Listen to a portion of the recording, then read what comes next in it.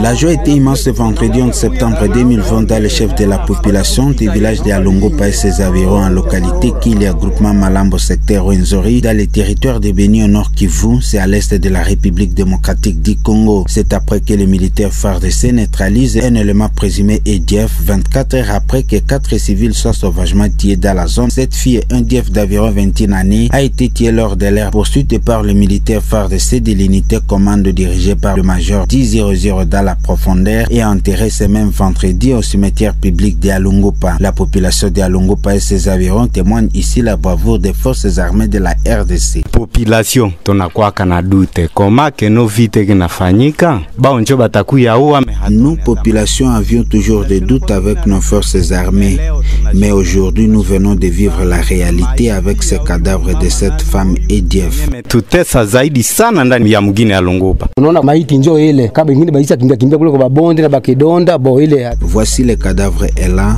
J'ai dit félicitations FARDC. Voici l'échantillon.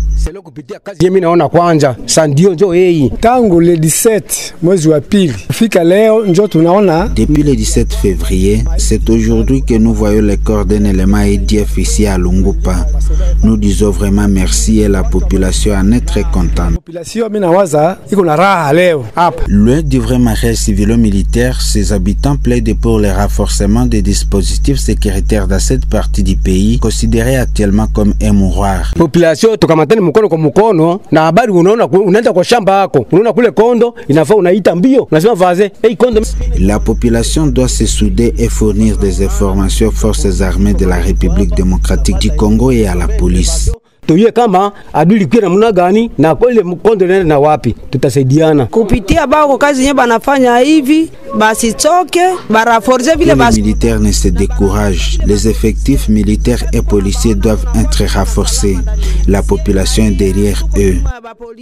Tuko nyuma ya FARDC, tukaona magumu tutabambia, tukaona kila kitu yote tutabambia kupitia babo ndio hata mugini Alongopa iko na ndoma. Jeunesse collaborons avec nos forces armées de la République démocratique du Congo, qui est l'unique armée que nous avons. Veillons dénoncer tout cas suspect, que l'État soit aussi souple dans son intervention, que la population fasse l'entretien des parcelles pour encourager les services de sécurité.